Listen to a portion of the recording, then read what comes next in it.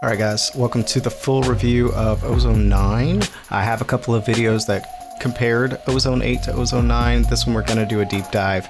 Right now I've got the vintage mode going on. I use the master assistant and use the vintage settings, which gives it a little more grime. It's new, it's a new feature.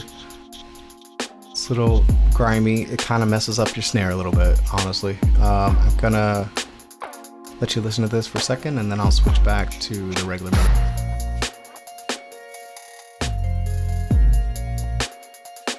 Alright, let's just run the modern mode.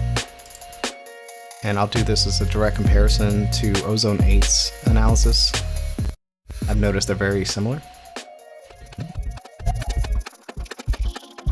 Alright, so another new thing we do have in Ozone 9 is the Tonal Balance Control 2.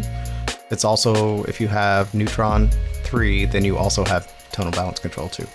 I'm going to switch over to Ozone 8. So you're noticing they sound almost identical. And the settings are nearly identical. So the settings here, the equalizer in Ozone 8 looks like this. The dynamic EQ looks like this. And the maximizer looks like this. 8.1 on the maximizer. And then in Ozone 9, the EQ, boosting the mids also, cutting the highs and lows. Dynamic EQ looks almost identical.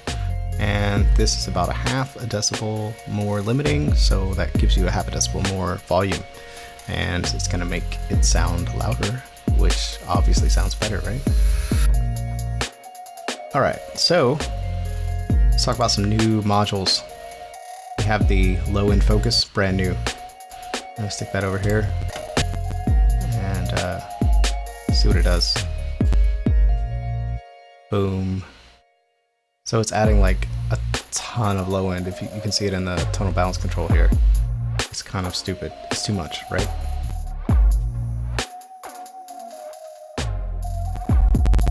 And to me, it's like a spectral shaper with a volume control or like an expander, and it's just really boosting that low end. And then here's smooth. It's like more compressing the low end. And to me, you kind of already had this feature with the Spectral Shaper in 8, and I'm going to show you that. This Spectral Shaper was in 8 also. So you could theoretically dial this in to the low end and do all that, but what I like to do is actually use it on the whole track. So we got the Spectral Shaper on the whole track, doing a little bit of something. And if you do light and then come down further.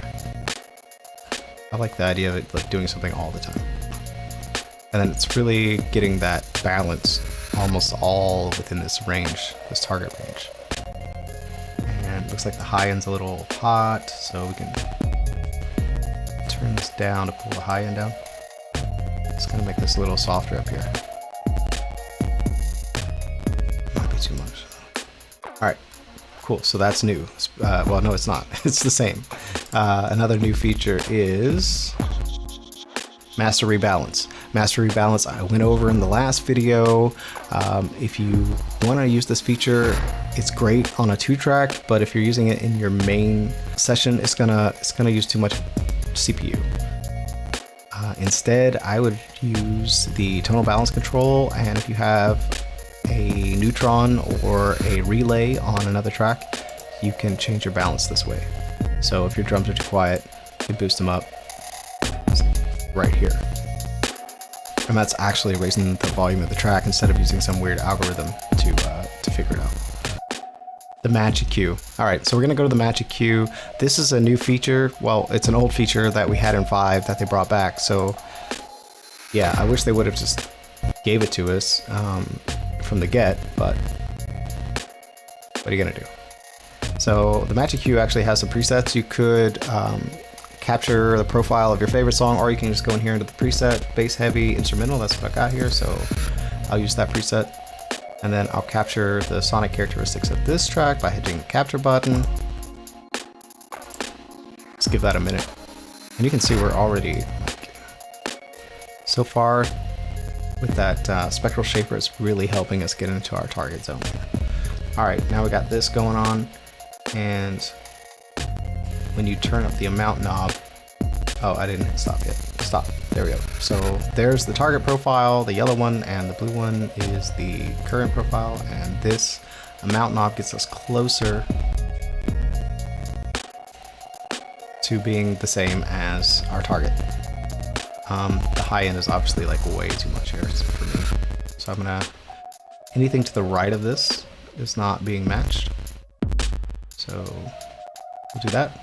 And then the same with the low end, it's trying to bump too much. It's just not there, or it'll blow us out of where we need to be here.